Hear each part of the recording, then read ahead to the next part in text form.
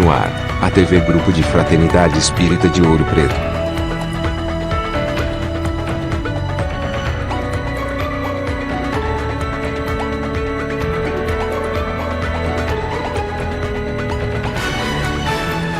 Fraternidade divulgando o Espiritismo.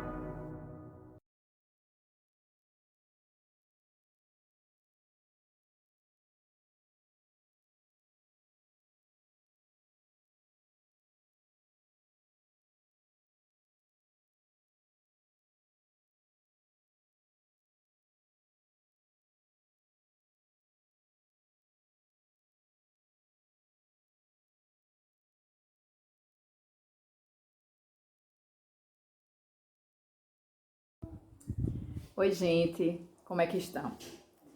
Bom, antes de qualquer coisa, eu quero manifestar a minha alegria de estar participando aqui com vocês hoje, dessa nossa reflexão, a convite do nosso querido irmão Rivaldo.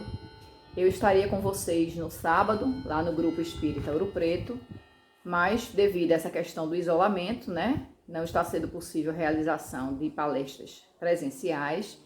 E assim ele me pediu que tratássemos do tema que seria apresentado e refletido por nós lá no sábado. É um motivo de muita alegria, porque confesso que eu estava com muita saudade do trabalho, eu estou com muita saudade, eu tenho certeza que como todos, de estarmos presentes na casa espírita, de estarmos juntos, nos confraternizando, como sempre acontece. Mas enfim, isso com certeza logo passa, e nós vamos poder, aos poucos, retomar as nossas atividades costumeiras da melhor forma possível, na melhor adaptação, não é? Bom, o tema proposto por Rivaldo foi um tema maravilhoso. Ele me falou que esse mês de maio é um mês em que será trabalhado toda a questão de família. E o tema que ele me passou foi Vivendo o Evangelho em Família na Superação das Drogas. Gente, nesse título nós temos pano para as mangas, porque só aí nós temos 3 temas muito importantes que ressaltam, que é droga, família e evangelho. Só esses 3 temas, por si só, cada um deles renderia muitas palestras, porque a gente sempre tem muito a falar desses 3 temas. Mas eu vou tentar reunir essas reflexões, mas que para a gente possa fazer isso, é importante que a gente reflita um pouco sobre cada um separadamente. E eu queria iniciar a nossa reflexão falando um pouco sobre as drogas. As drogas é um grande desafio na nossa sociedade. Eu acredito até que seja um dos maiores medos dos pais, é ver os seus filhos envolvidos com a droga. Eu confesso que meus filhos, quando estavam na adolescência, era um grande temor que me visitava sempre, porque a gente sabe que o adolescente ele tem inúmeras questões, e por mais aberta que seja a relação entre pais e filhos, como era na minha casa e como ainda é até hoje, eles já adultos, por mais que seja aberta essa conversação, que haja liberdade nos diálogos, sempre haverá alguns tabus. E sempre haverá algum jovem que vai ter receio de abordar determinados temas. Então, a questão da droga, ela é uma questão que precisa ser muito bem avaliada. E é necessário que os pais e a família, como um contexto geral, esteja sempre muito alerta nessa questão. Porque vários motivos podem levar o jovem a buscar a droga como um meio de, vamos dizer assim, de se sentir mais relaxado. Alguns buscam as drogas por insegurança e pela necessidade de ser aceito em algum grupo, nas famosas tribos que eles costumam dizer, pertencem a determinadas tribos. Então, a questão da insegurança e da necessidade de aceitação, na ideia de se sentir mais encorajado, de se sentir fazendo parte de alguma coisa, é possível que alguns jovens busquem na droga esse meio de intermédio para chegar lá. né, nessa aceitação. Tem também a questão da aparente fuga de seus problemas e de suas dores. Por que eu digo aparente fugas? Aparente porque enquanto você está sob o efeito do tóxico, seja ele álcool ou de qualquer outra natureza, naquele instante você não tem lembrança dos problemas, você não está mais angustiado por causa das suas dores, do seu sofrimento, das suas dificuldades. Mas uma vez passando o efeito das drogas, o problema continua lá. As dores não vão embora.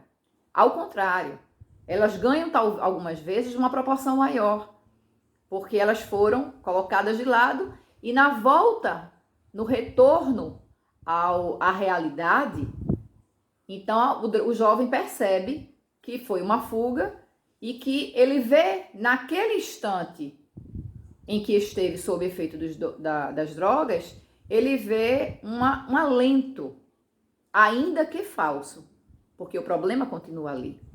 E isso o leva a usar cada vez mais, porque quanto mais ele usa, menos ele está alerta, mais ele foge à realidade, que é dolorosa e que faz sofrer. Outra questão é para driblar a timidez, que está diretamente relacionada com a questão da insegurança que a gente já mencionou.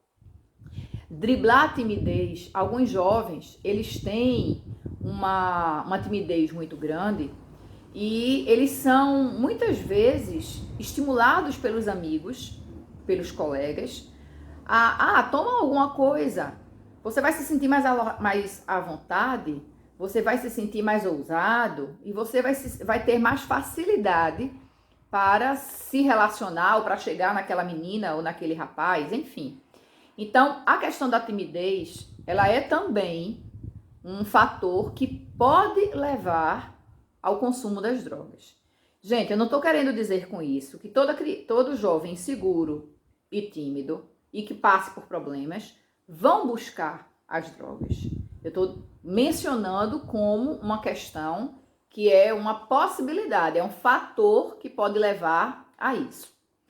Seja qual for a motivação que leve o jovem à busca das drogas, é fato que isso vai trazer dependências. As drogas, elas possuem substâncias que causam dependência, substâncias químicas que, à medida que você vai consumindo, o organismo vai se adaptando e daqui a pouco aquela droga fraquinha, que no início dava só uma alegriazinha, começa a já não fazer mais efeito e aí precisa se passar para uma droga mais forte e isso termina se tornando uma reação em cadeia, porque você vai sempre buscando algo mais. E toda dependência, ela vai acabar lentamente com qualquer vestígio de dignidade humana. Porque o jovem ou o adulto, né, nesse caso, independente da idade, aquele que utiliza a droga, quanto mais a usa, aos poucos vai perdendo esse senso de dignidade. Quantas pessoas já chegaram a nós para conversar, passando por problemas graves com seus filhos sobre determinados envolvimento com droga, de me dizerem: Ida, eu encontrei o meu filho na sarjeta, no meio-fio de uma calçada de uma rua qualquer, porque consumiu tanto droga que ali mesmo ficou, não teve condições de ir para casa. E cadê os amigos que muitas vezes acompanhavam nessa empreitada, que deixaram o meu filho ali? É muito doloroso para os pais verem seus filhos numa situação como essa. E o papel da família, aí entramos no segundo ponto, que é o ponto da família. O papel da família, ele é fundamental. A família por si só, eu costumo dizer, e tenho certeza que vocês já ouviram muitos amigos palestrantes dizendo a mesma coisa, que a família, ela é o nosso maior laboratório de aprendizado e de crescimento. É a célula principal da sociedade. É o nosso lar. O espírito Marta, que é mentor espiritual do nosso amigo Frederico Menezes, no livro Ajuda-te, numa questãozinha que fala sobre o lar, sobre a família, ela diz assim, abre aspas, o lar é o grande e fecundo campo das relações. É nele que somos postos à prova no que diz respeito à paciência e ao perdão, à abnegação e ao entendimento. E é exatamente isso. É o nosso maior laboratório. É ali que nós vamos ter a oportunidade, no dia a dia, de aprendermos, de crescermos, de exercitarmos a paciência e o perdão, a abnegação e buscarmos sempre o entendimento.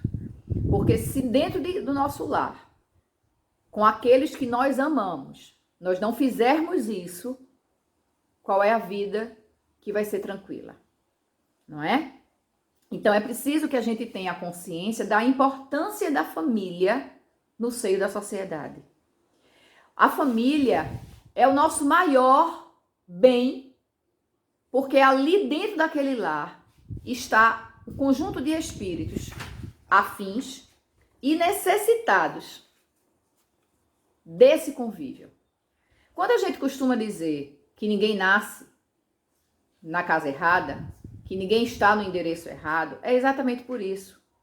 Deus, em sua infinita misericórdia, nos dá a oportunidade de conviver com aqueles com quem nós temos, talvez, dificuldades maiores ou não, mas que precisamos pelos laços consanguíneos, e aí entra a questão pais e filhos, através dos laços consanguíneos, que nós temos a condição de, através do amor, resgatarmos antigos problemas, de zerarmos as nossas contas, como a gente costuma dizer. A minha filha, ela sempre costuma dizer, brincando com a gente, quando a gente conversa, que ela diz assim, mãe, se em outra vida, em outra encarnação, nós fomos inimigas, nessa a gente zerou.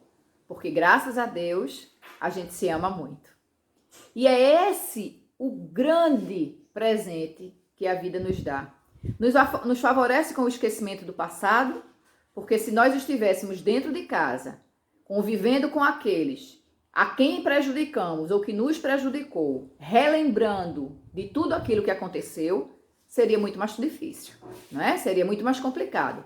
Mas o esquecimento do passado, junto com os laços consanguíneos e com o amor que brota dessa convivência, as facilidades são maiores. E ainda assim, sabemos, todos nós, que não é fácil, as diferenças acontecem, as dificuldades são inúmeras, educamos, às vezes, do mesmo jeito, 5 filhos e são completamente diferentes. Então, é preciso que a gente entenda as necessidades que nós temos de aproveitar essa oportunidade dentro do lar, com os nossos filhos, com os nossos familiares, para que a gente possa dar o melhor uso a essa oportunidade que Deus nos concedeu. Não temos aquela família de propaganda de margarina, que todo mundo tá rindo, todo mundo tá feliz, só tem alegria, ninguém discute com ninguém, ninguém é contra a opinião alheia, não é? Isso é coisa de propaganda de margarina. No dia a dia, na vida real, as dificuldades a gente sabe que acontece. Essa responsabilidade, esse papel da família começa na união do casal. Quando se enamoram, se apaixonam, decidem montar uma família, e aí começa o desenrolar e a preparação daquele lar. Que ele é seguido com a chegada dos filhos, espíritos tão necessitados como nós de aprendizado e crescimento, que nós vamos recebendo como tutela, né? Nós vamos recebendo eles para cuidarmos, para orientarmos, para educarmos. E nessa questão da educação dos filhos, nós sabemos, porque a doutrina espírita já nos diz há muito, que é exatamente na primeira infância que nós podemos deixar as impressões mais importantes para aquele espírito que está em desenvolvimento junto conosco. Nesse período da primeira infância que é mais fácil eles assimilarem as novas orientações. Porque assim como nós, são espíritos que já viveram inúmeras outras existências. E dessa forma, trazem consigo suas fraquezas, suas más tendências, suas imperfeições. E estão aqui justamente para burilar essas imperfeições, para melhorar a sua condição de espírito, moralmente falando, não é? E aí entra a questão da nossa orientação. Então é necessário que nós orientemos. Inicialmente, começa aquela história de ensinar a dar os primeiros passos, a proferir as primeiras palavrinhas, que é aquela coisa maravilhosa, mas aos poucos nós vamos vendo que aquele espírito, ele tem o seu temperamento. Seja ele mais dócil, ou seja ele mais,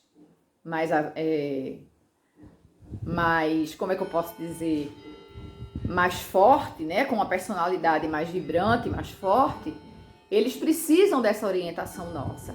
Então nós começamos a orientar do ponto de vista do que é certo e do que é errado, do que pode e do que não pode. E nessa questão da orientação é muito importante que a gente lembre a importância de se dizer o não. Dizer o não a uma criança é mostrar a ela que ela não pode ter tudo o que ela quer. Que algumas coisas não são permitidas, não é possível, porque precisamos respeitar os limites, porque convivemos em sociedade e sempre haverá um outro ao nosso lado. Então, a questão de disciplinarmos as más inclinações. Nós percebemos claramente nos nossos filhos as tendências que eles têm, através das atitudes, através de pequenas mentiras que começam a ser contadas e desvios de conduta, quando uma criança chega da escola trazendo um objeto que não lhe pertence. E se a gente não questionar, e se a gente não obrigar a devolver ao verdadeiro dono, a gente está estimulando que essa criança ache normal que pegar alguma coisa que não lhe pertence, tá tudo bem. Então a questão de disciplinar e de orientar é fundamental. O exemplo através do amor. Claro que em alguns momentos a gente precisa ser mais rígido, mais rigoroso em certas posturas. Mas, como dizia o nosso amigo Lourenço Barros, querido amigo, tudo nós podemos fazer, até brigarmos amorosamente. Nós não precisamos ser agressivos ao extremo para mostrarmos àquela criança ou àquele jovem que aquele comportamento não está de acordo com o que deve ser. Então, o exemplo do amor, o exemplo do perdão, o exemplo do ouvir. Venha cá, converse comigo, diga o que é que está se passando com você. Como é que eu posso lhe ajudar? Isso é fundamental, gente. Ter o canal aberto de diálogo. Isso evita com que os nossos jovens, eles busquem orientação na rua. E quem é que vai dar a orientação na rua? Será que aquele que vai se dispor a orientar o nosso jovem, ele vai orientar da forma certa? Será que não é justamente através dessas orientações que não são, vamos dizer assim, ideais, que vem a ideia do consumo de determinadas substâncias para que o jovem se sinta mais à vontade em determinadas circunstâncias? Então é importantíssimo que nós, como papel de família, tenhamos essa preocupação. É importante que o jovem observe o respeito, tanto entre os membros da família, quanto em relação às sua forma de pensar, aos seus pensamentos, suas aspirações. Muitas vezes, e olha que não foram poucas, eu já comentei com vocês diversas vezes que eu trabalho com turismo, e nesse meio de turismo eu trabalho também com turismo pedagógico, e já ouvi em algumas oportunidades, alguns pais determinando para crianças de 4, 5 anos quais seriam as profissões que eles seguiriam quando adultos. E quando questionados se a criança naquela idade tão pequena ainda já manifestou a sua vontade em seguir aquela profissão, de determinados pais dizerem assim, não tem o que querer não, é o que eu quero. Na minha família, todos são médicos, ou todos são advogados, ou todos são dentistas. Meu avô foi, meu pai foi, eu sou e ele vai ser.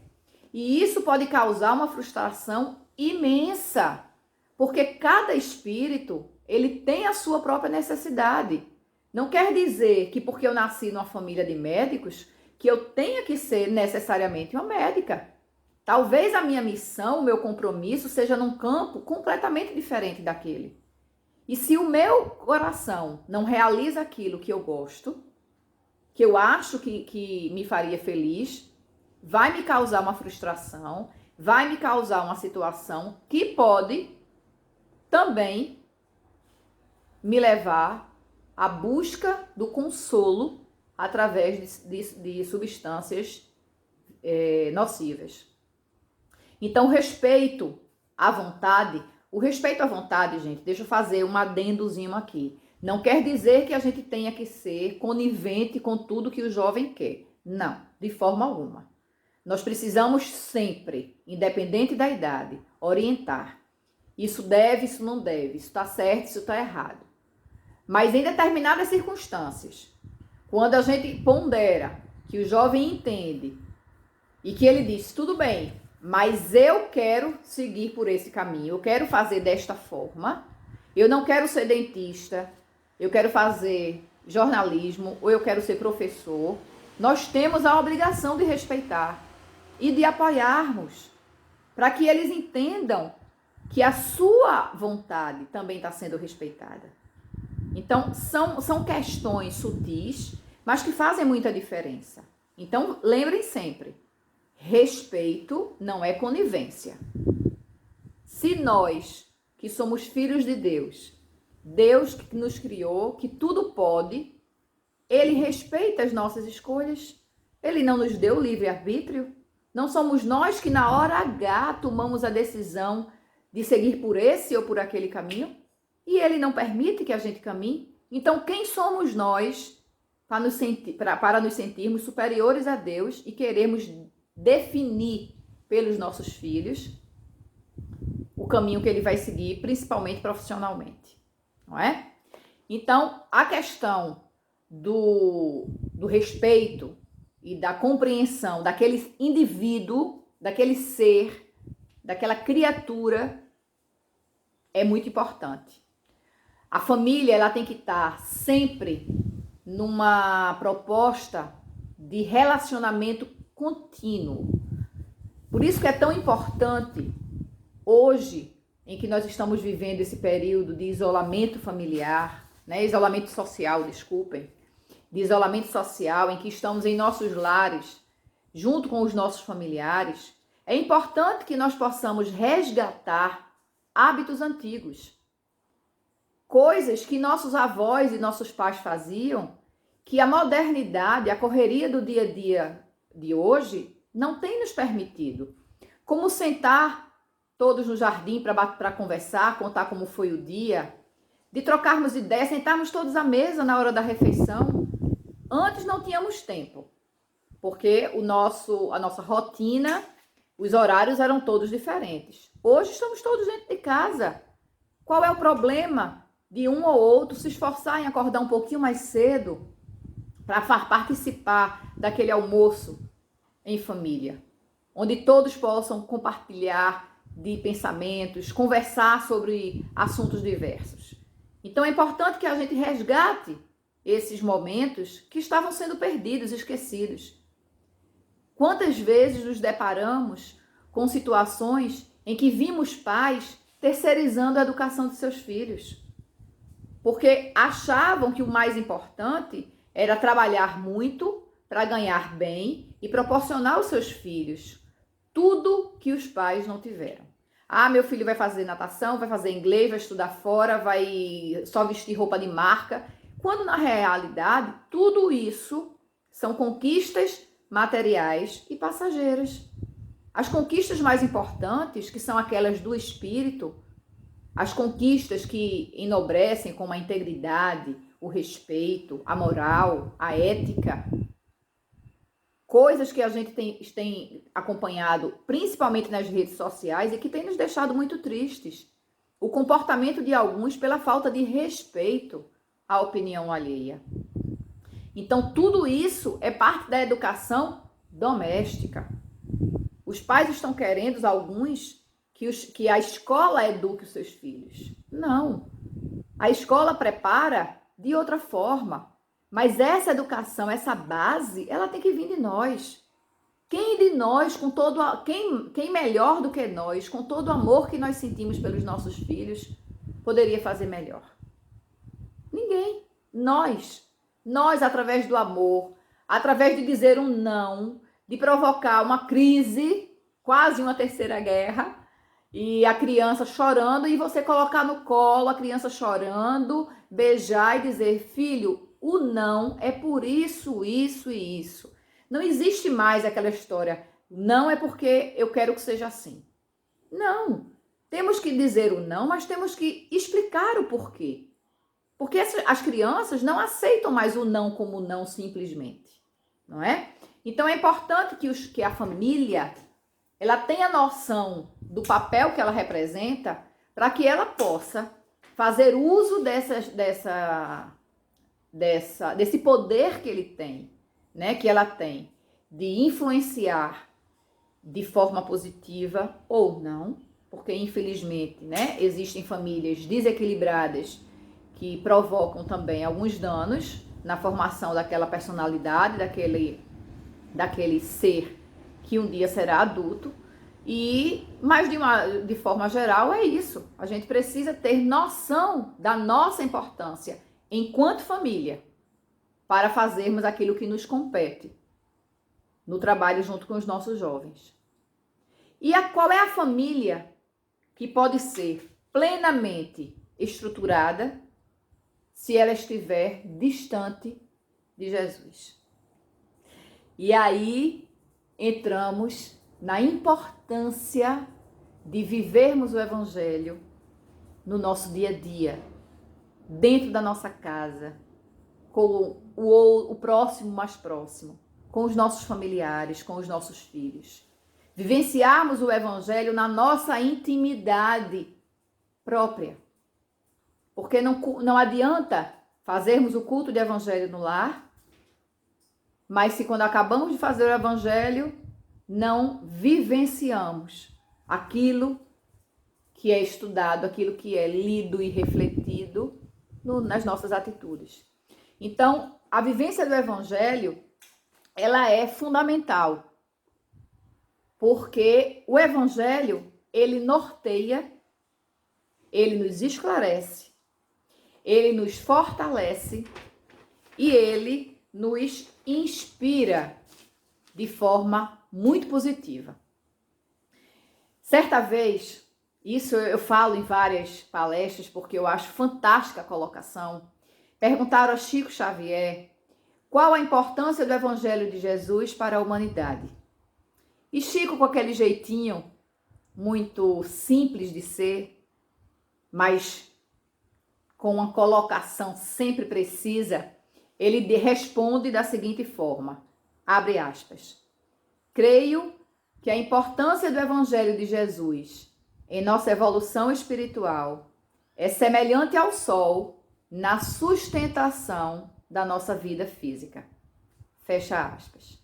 Gente, Chico compara a importância do Evangelho de Jesus, a nossa necessidade de vida física, pelo sol.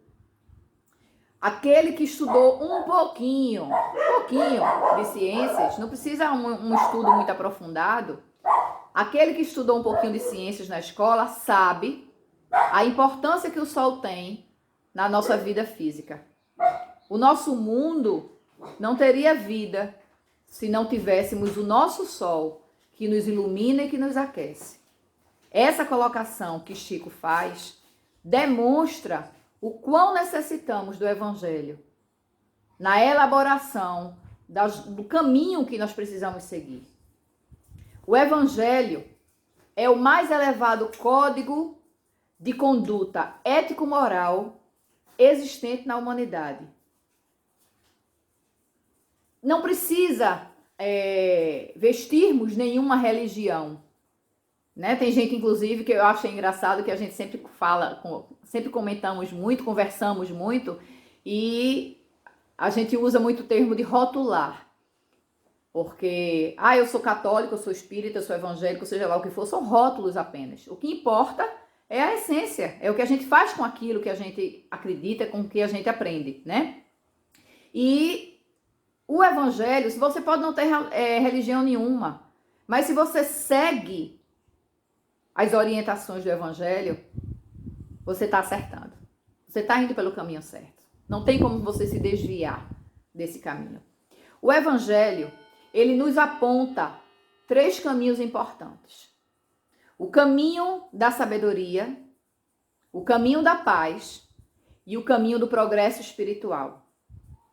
O caminho da sabedoria, ele é importantíssimo, porque ele nos faz entender quem nós somos.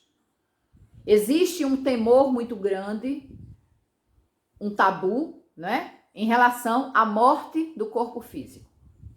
Quando nós paramos para entender, para compreender de fato, que a morte do corpo físico é apenas o retorno do espírito à sua pátria, à sua casa natural, que é o plano espiritual, a gente entende que nós não somos daqui. Eu estou aqui por uma necessidade minha. Eu costumo sempre dizer, sempre mencionar e comparo a cada encarnação nossa a como é que diz, meu Deus? Quando a gente vai estudar fora, né? Passar um tempo estudando fora.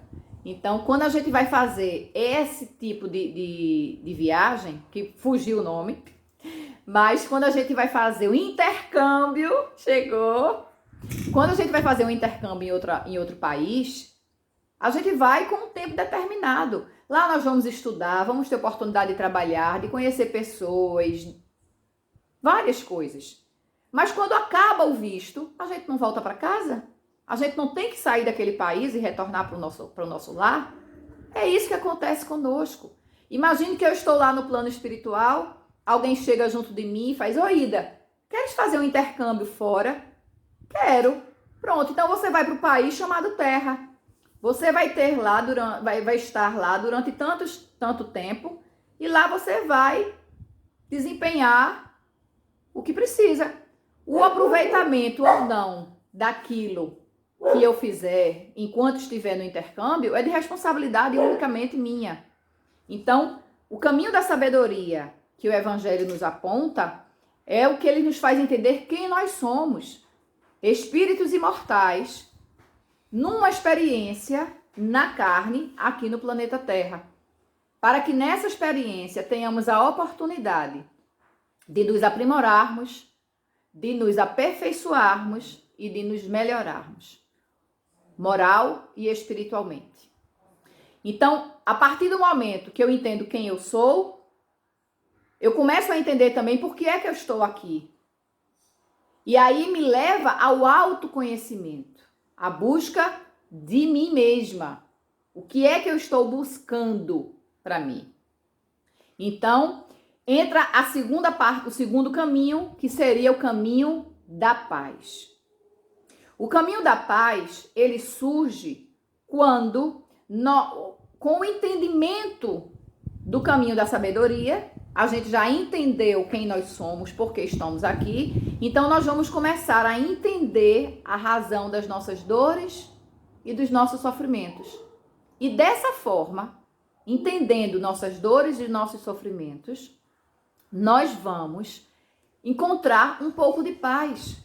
Porque sabemos que nada está perdido, sabemos que nós não estamos condenados ao sofrimento eterno, porque Deus nos dá todo dia uma nova oportunidade de mudança, com um novo amanhecer. Então, o caminho da paz, aquela paz construída na nossa intimidade, quando nós entendemos que temos sempre uma nova oportunidade de começar de novo. Independente de todo o erro que já tenhamos cometido no passado, nós podemos iniciar novamente e mudarmos o final. Assim como também dizia nosso querido Chico Xavier, não é? Então, passado o caminho da paz, conquistado o caminho da paz que o Evangelho nos traz, nós chegamos no caminho do progresso espiritual. Como é que nós vamos conseguir progredir espiritualmente? Nas nossas reuniões, falamos sempre da reforma íntima, da transformação moral, da mudança de hábitos. Essa mudança de hábito, essa transformação moral, essa reforma íntima, ela só acontece quando eu sei o que eu preciso modificar. Como é que eu vou modificar algo no meu comportamento se eu não sei que aquele comportamento está equivocado? Então, para que eu possa realizar, eu preciso do autoconhecimento e preciso do entendimento para chegar na transformação moral, na reforma íntima. Então, são os 3 passos que nós precisamos, que o Evangelho nos fornece, que é exatamente o caminho da sabedoria, da paz e do progresso espiritual. Então, o Evangelho, gente, ele tem uma função, ele tem um papel, como nos disse o querido Chico, fundamental.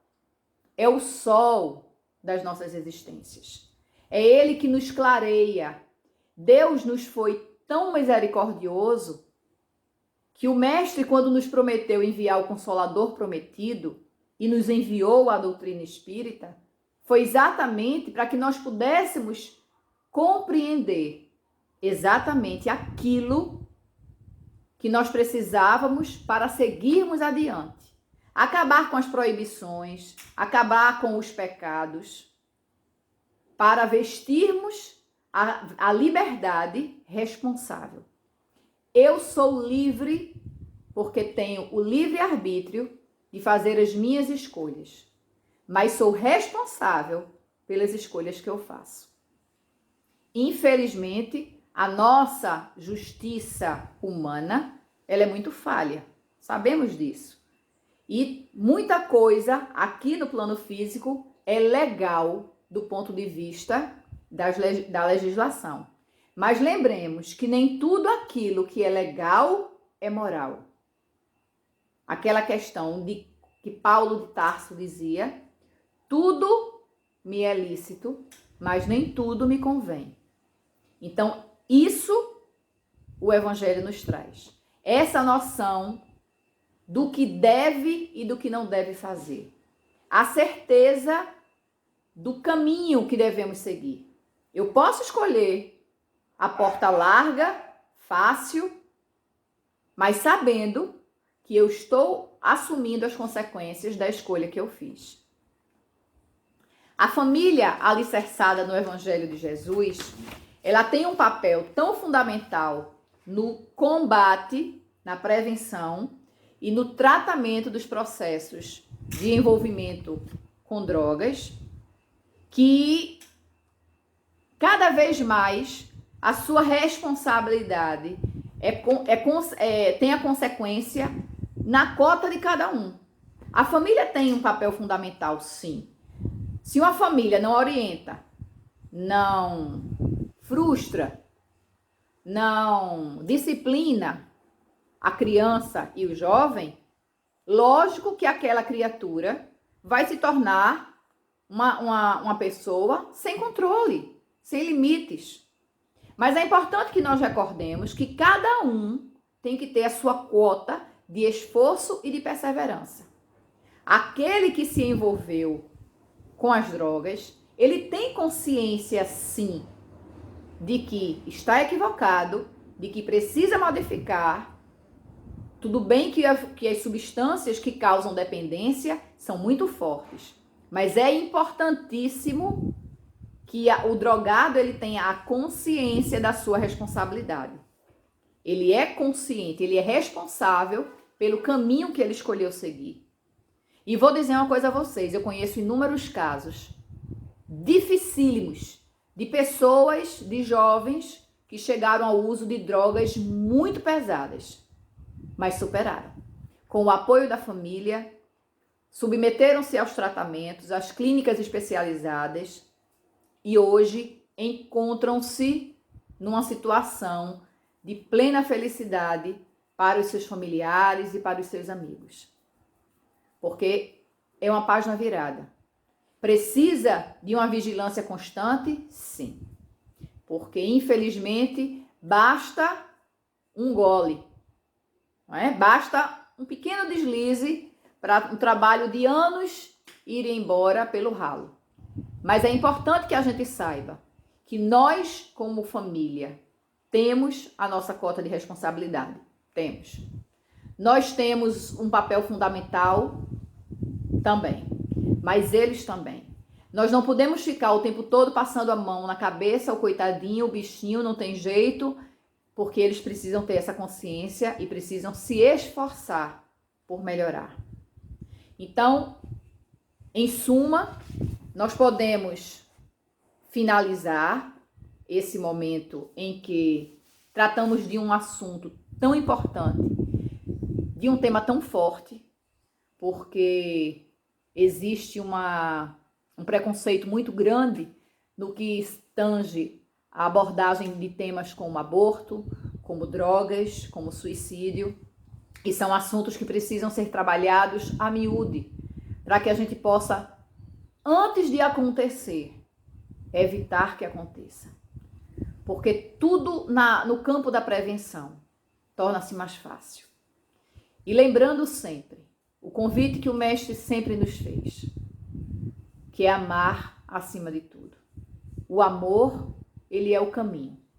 Sem amor nos nossos corações, nas nossas atitudes, na convivência com os nossos familiares e com o outro, seja ele quem for, nós não vamos ter grandes conquistas. Mas o amor, aquele que cobre uma multidão de pecados, ele pode modificar qualquer panorama. Ele pode quebrar qualquer círculo vicioso, por mais difícil e doloroso que seja, desde que seja sincero. Então amemo-nos. Procuremos encontrar no refúgio do nosso lar aquele amor verdadeiro, o amor incondicional, que ama sem esperar nada em troca, que faz o certo, que procura estar sempre disponível, que renuncia pelo outro. Dessa forma, nós vamos estar contribuindo, não apenas com a nossa família, mas com a sociedade como um todo.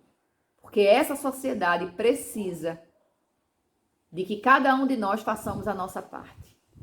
Queremos uma sociedade mais justa, queremos uma sociedade mais segura, uma sociedade mais igualitária.